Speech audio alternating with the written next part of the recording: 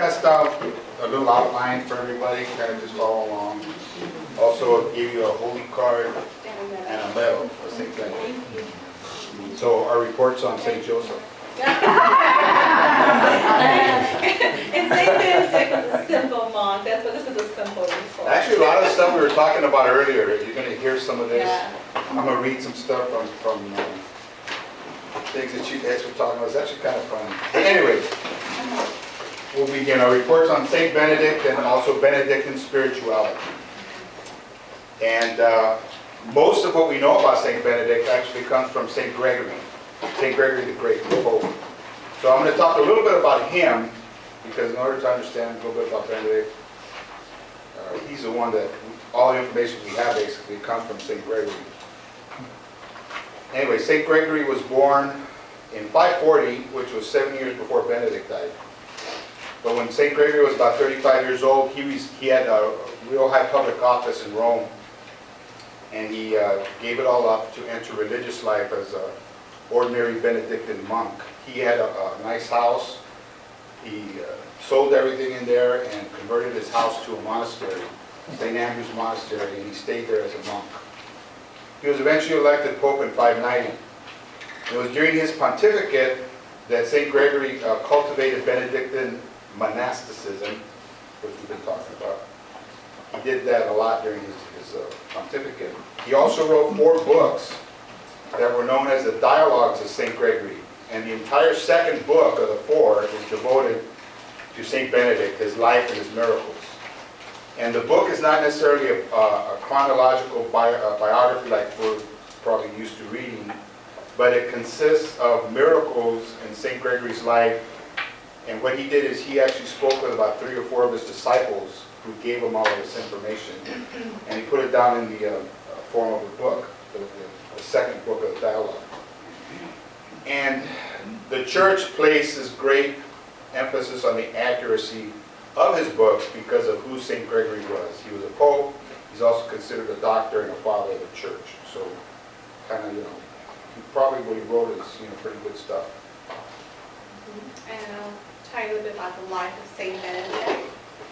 Benedict was born in Nursia, a city in the central region of Italy, to a very noble and wealthy family. He is considered the founder of Western Christian monasticism. Benedict also wrote the Rule of St. Benedict, which is the only written record left, and we'll tell you more about that. As a young man, Benedict's family sent him to Rome to study. Disgusted at the moral decline in the city, Benedict interrupted his studies and withdrew into solitude, seeking God. For 3 years, Benedict lived as a hermit in a cave in the mountains of Subiaco, under the direction of another hermit named Romanus. Some shepherds discovered Benedict's cave and recognized him as a servant of God. The shepherds also brought Benedict food, and he in turn would feed them spiritual food for their souls. And we talked about the hermits of the early 3rd century and all that. But anyways, Benedict found a cave and he retreated into this cave and basically locked himself away. He was there for about 3 years. During the time that he was there, he was confronted with his own reality, his sinful nature, I guess you could call it, whatever. But he found himself attacked by demons. And these demons came to him in images of all the passions and emotions that threatened to overwhelm him. And I'm going to read, who was it we were talking about? St. Augustine, how he went to the extreme. Well, you're going to read a good example of that here. This is actually taken from the book of St. Gregory, the dialogue book. This is the account of an incident in Benedict's life when he was overcome with these temptations when he felt the demon was attacking him. One day while the saint was alone, the tempter came in the form of a little blackbird, which began to flutter in front of his face. It kept so close that he could have easily caught it in his hand. Instead, he made the sign of the cross, and the bird flew away. The moment it left, he was seized with an unusually violent temptation. The evil spirit recalled to his mind a woman he had once seen, and before he realized it, his emotions were carrying him away. Almost overcome in the struggle, he was at the point of abandoning the lonely wilderness, when suddenly, with the help of God's grace, he came to himself. And this is how he came to himself. Just then he noticed a thick patch of nettles and briars next to him. Throwing his garment aside, he flung himself naked into the sharp thorns and stinging nettles. He rolled around and tossed in the nettles until his whole body was in pain and covered in blood. Yet once he had conquered the pleasure through the suffering, his torn and bleeding skin served as a drain to drain away the poison of temptation from his body. Before long, the pain that was burning his whole body had put out the fires of evil in his heart. It was by exchanging these two fires that he gained the victory over sin. So complete was his triumph that from that moment on, as he later told his disciples, he never experienced another temptation of its kind. So we're talking about going to the extreme. Yeah. Good thing a cold shower. He didn't have running water in the cave. Yeah, didn't have water in the cave. He was in a cave, remember? Word of Benedict's holiness and miracles brought a nearby community of monks who asked him to be their abbot after their own abbot had died. Benedict tried to discourage them by refusing their request, warning them that his way of life would never complement their way of life. But the monks kept insisting, and Benedict accepted. However, the monks soon resisted Benedict's strict leadership and tried to poison him by giving him poisoned wine during a meal. But when Benedict blessed the wine and meal by making the sign of the cross over it with his hand, the container of wine shattered, and Benedict realized the wine was poisoned. He gathered the community together, he forgave them, and told them to find an abbot to their liking, and he left. Benedict returned to Subiaco, where his wisdom and reputation attracted more followers who wanted to hear the message of Christ from him. As his followers grew, Benedict set up some monasteries where monks lived in community. There was a priest in the nearby church named Florentius who became very envious of Benedict and Benedict's work and the fact that a lot of people were going to him. Florentius tried to poison Benedict with some poisoned bread. And when this failed, Florentius sent some young girls to dance in front of Benedict's monks' cells to try to tempt the monks. Benedict then took a few months with him and he left the monastery. And again, I'm going to read it because it's actually fun. Some of these things kind of fun. Bear in mind, he was in the 5th century, 6th century, 400. You need to preface this by, do not attempt this at home. Yeah, Yeah. I had a shower. Okay. At mealtime, a raven used to come out of the nearby woods to receive food from the saint's hands. On this occasion, he set the poisoned loaf in front of it and said, this is a poisoned loaf that Florentius had sent him. He sat in front of the bird and said, in the name of our Lord Jesus Christ, take this bread and carry it to a place where no one will be able to find it. The raven started to caw and circle around the loaf with an open beak, and flapping its wings as if to indicate that it was willing to obey, but found it impossible to do so. Several times the saint repeated the command, take the bread, he said, and do not be afraid. Take it away from here and leave it where nobody can find it. After hesitating for a long while, the raven finally took the loaf in its beak and flew away. 3 hours later, when he had disposed of the bread, the raven returned and received its usual meal from the hands of the man of God. The saintly abbot now realized how deep the resentment of his enemy was, and he felt grieved not so much for his own sake, but for the priest's sake. But Florentius, after his failure to do away with the master, determined instead to destroy the souls of the disciples, and for this purpose he sent 7 depraved women into the garden of Benedict's monastery. There they joined hands and danced together for some time within the sight of his followers in an attempt to lead them into sin.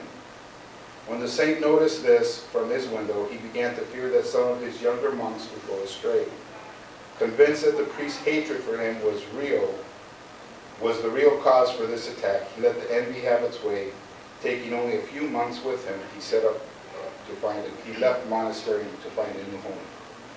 In the statue we have up here, there's a little raven depicted as steep with the loaf of bread. That's what that signifies. This particular incident is live when the raven took the poisoned loaf and flew away with it. From Subiaco, Benedict moved and settled at Monte Cassino in 525. That's Monte Cassino, right? Modern day Monte Cassino. That's today in Italy. Yes. Benedict's reputation of holiness, wisdom, and miracles continued to spread far and wide. This attracted disciples to him in the monastery. In 529, Benedict founded the monastery that became the roots of the church's monastic system at Monte Cassino. It is here that Benedict wrote his famous rule. Benedict also had a twin sister named Scholastica, who later became Saint Scholastica, who also shared in Benedict's vision. Under his direction, she formed a cloistered monastery for women near Monte Cassino. Saint Scholastica is considered the first Benedictine nun. Benedict died in 547 while standing in prayer before God. He was canonized as saint in 1220. His memorial is July the 11th. Benedict had the ability to read consciousness, gift of prophecy, and the ability to forestall attacks of the devil. He is a patron saint of civil engineer, the dying, he's a farmers, gallstones, kidney disease, monks, school children, the homeless, poisoning, and speleologists.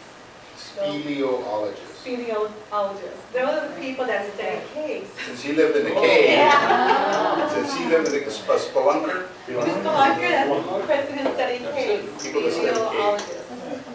He is also the patron saint of witchcraft. no, Against against witchcraft. I didn't know that. The intercession of Saint Benedict is known to stave off temptation and the forces of evil. So if you get tempted by depraved women or men, you can pray for Benedict. So now we'll actually go into his spirituality, Benedictine spirituality.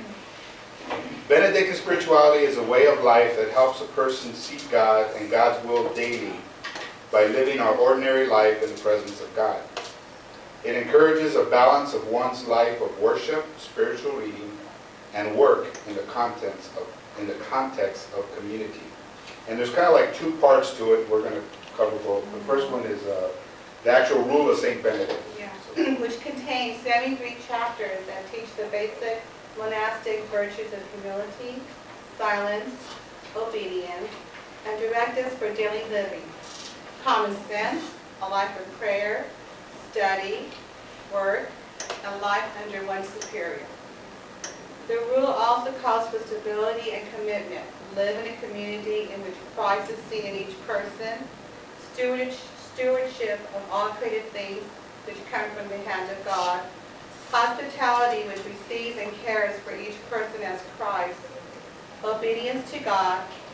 Personal transformation. Care for the ill, and living a lifestyle of love centered on Christ. Benedict also wrote the rule for lay people living in community. Benedict and most of the monks were oblates, lay people who take vows and live in a monastery or have a relationship with one nearby. Benedict and most of the monks were not ordained. That surprised me when I read Yeah. about it. He was a priest, Yeah. but he wasn't. He was a lay person who set himself apart. He stayed a lay person his entire life. Again, as we were preparing this and all this, reading the rule of St. Benedict, which he wrote for life in the monastery, there's 73 of them. Obviously, I'm not going to read all of them, but in going through them, he's got rules for just about everything you can think of living in a monastery with a community. And so they're actually kind of funny, I think. I'll read one. I'll read a few of them. The sleeping arrangements of monks. The monks are to sleep in separate beds. They receive beddiness provided by the abbot, suitable to monastic life. If possible, all are to sleep in one place, but should the size of the community preclude this, they will sleep in groups of 10 or 20 under the watchful care of seniors. A lamp must be kept burning in the room until morning. They sleep clothed, girded with belts or cords, They should remove their knives, lest they accidentally cut themselves in their sleep. That's the plan. I'll remember that. Thus the monks will always be ready to arise without delay when the signal is given. Each will hasten to arrive at the work of God before the others, yet with all dignity and decorum. The younger brothers should not have their beds next to each other, but interspersed among those of the seniors. On arising for the work of God, they will quietly encourage each other for the sleepy like to make excuses. That's one of them. Here's one that says, a manner for reproving boys, because apparently they accepted all kinds. They accepted lay people, priests, even a lot of the noble families around Rome at the time would take their kids to the monasteries. So he had something for reproving boys. Every age and level of understanding should receive appropriate treatment. Therefore, as often as boys and the young, or those who cannot understand the seriousness of the penalty of excommunication, are guilty of misdeeds, they should be subjected to severe fasts or checked with sharp strokes so that they may heal. Now I know where the nuns got like that. Not everybody. No, not everybody. Couple more. This one's about the proper amount of drink. It is therefore with some uneasiness that we specify the amount of food and drink for others. However, with the due regard for the infirmities of the sick, we believe that a half bottle of wine a day is sufficient for each.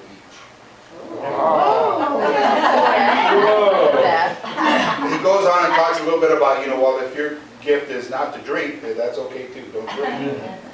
But we, depending on the type of work they do and the heat of the day, if we feel you need more, we'll give you some more. And at the end it says, however, where local circumstances dictate, an amount much less than what is stipulated above or even none at all, those who live there shall bless God and be humble. Above all, we should admonish them to refrain from grumbling. So they can't grumble. And the last one I'm going to read is, as I said, priests also came to the monasteries, and they wanted admittance, they wanted to come into the monastery.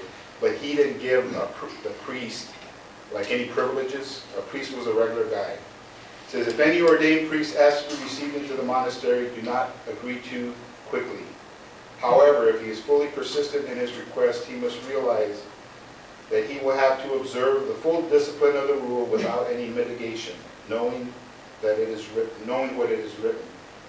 He should, however, be allowed to stand next to the abbot to give blessings and to celebrate Mass, providing the abbot bids him. So in other words, the abbot had to give him permission to say Mass and give blessings. The part I like is at the bottom, it says, when there is a question of an appointment of or any business in the monastery, he takes a place that corresponds to the date of his entry into the community, and not that granted out of respect of his priesthood. In other words, it was all seniority. Rank didn't have his privileges in the monastery. They didn't care who you were. But anyways, those are just some of that. I just, like I said, picked out 4 of them that I kind of thought were funny, but there's 73 of them And I said, don't that read he them wrote 73. to govern the lives of the monasteries. St. Benedict's message, his message was, one of them was living in the presence of God. We have that there.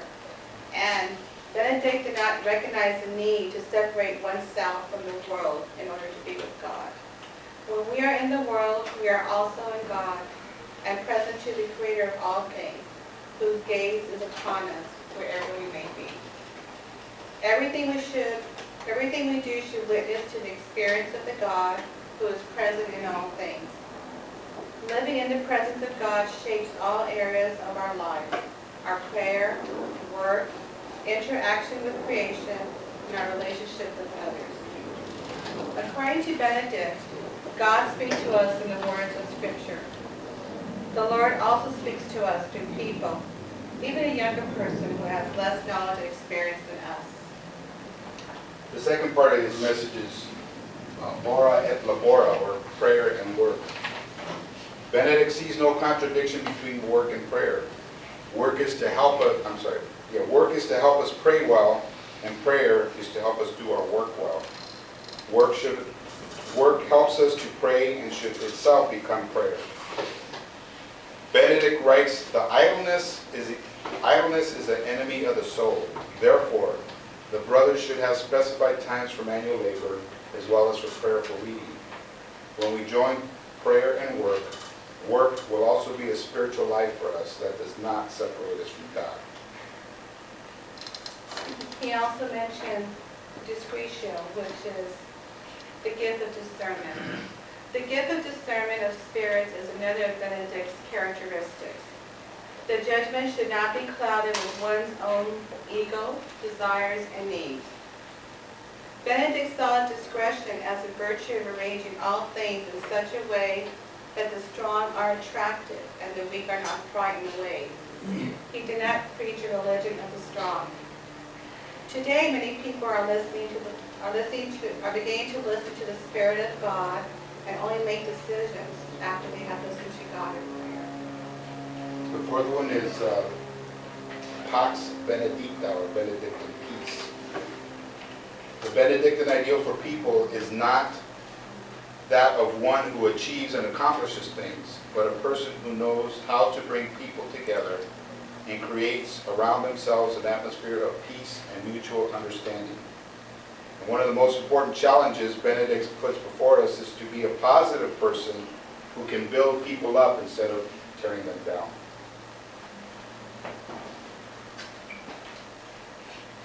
This is the last one. Stabilitas, which means like order.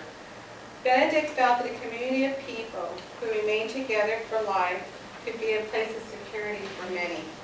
Stability or order was a medicine for the restless era of the great tribal migrations of this time. Today we can see an increasing aversion to commitment, yet the soul senses that it needs solid roots and stability to grow. Benedictine stability invites us to pay attention to our roots, and its purpose is to encourage us to decide, to commit ourselves, to accept ties. The basic focus of Benedictine spirituality is prayer and work. Always take time to pray each day. Spiritual practices are divine reading with Lectio Divina and the Liturgy of the Hours. We're all kind of familiar with Lectio Divina. I think we learned that in our first year. And also reading the Liturgy of the Hours. That's basically what he pushed on his monks in order to achieve all the things that he was talking about. I gave everybody a little Benedict medal, but we have a little blow up here. We read earlier how Benedict is like the patron saint of trying to keep evil away. He was good at fending off the devil and so on and so forth. And the medal itself is like a prayer of exorcism. And on the front of the medal, we have a blow up here, but you can look at the one I gave you. Is an image of Saint Benedict, and on one hand, in his left hand, he's holding the rule that he wrote, and the cross is in his right hand. Around the edge of the medal is a phrase. It's in Latin. I'll try to say it. Aius in obitu nostro praesentia muniamur. English is, may we at our death be fortified by his presence. And on the back of the medal is where he has a whole bunch of stuff. He's got a cross right in the middle, and then in each little section of the cross he has CSPB. And basically what that is the Crux Sancti Patris Benedicti, the cross of our Holy Father Benedict. A cross, or up and down, on the member of the cross that goes up and down, he has CSSML. Crux Sancta Sit Mihi Lux. May this holy cross be my light. And on the cross beam he has NDSMD. Nunquam Draco Sit Mihi Dux. May the dragon never be my guide. Then when you start going around the medal, starting up here at the very top, he has VRS. And I'll go through that. VRS is Vadi Retro Satana. Be gone, Satan. NSVM is Nunquam Sudua Mihibana. Never tempt me with your vanities. SMQL, Sunt mala quae libras. What you offer me is evil. IVV is Ipse Veniae Vivas, drink the poison yourself. And at the very top, it's Pax, P-A-X, for the peace of Benedict. That whole thing is, like I said, a prayer of exorcism for him. It's to ward off evil. And then the little holy cards. Yeah, the holy card that we passed out, as you can see, he's holding the chalice that was without the poison, and we prayed over it and cracked. The snake is in And the it. snake is in it, it's like poison and that. So it portrays, some cards portray him with the chalice, others with the book. And There's a chalice on the metal too. Right No. on the is right there one hand. in there? I don't see. On the Yeah, right there hand. is. Well, the metal has The other a side. Yeah, on the raven. right side, by the Raven. metal, there's a chalice right there too. Yeah, there is a Yeah. on the So bottom. the raven's there too. Raven. Left-hand So all side. those, yeah, the anecdotes. But these photos here, as we said earlier, this is Monte Cassino in Italy, as it appears today. This is like, you could say, the headquarters of the Benedictines. That's the big, you guys, I guess, have been there, Diane and Joe said they were there. Beautiful place. We just passed by it. I just waited You to know, read. Like I say, the medal's on the other side. And these three things here that we have, St. Benedict is big. I got a crucifix on here, but here's another one. He has a crucifix with his medal right there. It's a St. Benedict crucifix. The middle picture is he had a vision. He had many visions, but one of the visions he had is he saw the world as a sunbeam light of God. And there he's standing in the middle with a lot of his disciples around him, and the sunbeam, going up towards God. The last picture over there on the other side is on this guy in the pink, or rose, shall we say, is St. Gregory, the one who wrote about him, and St. Benedict's on the other side, and they're both kneeling in prayer to the Blessed Mother. Our statue, we kind of explained that already. And then just little quick notes here, because it's interesting reading about him. 9 popes have been Benedictines. I didn't know that. Other religious orders that followed the Benedictine spirituality and kind of formed their own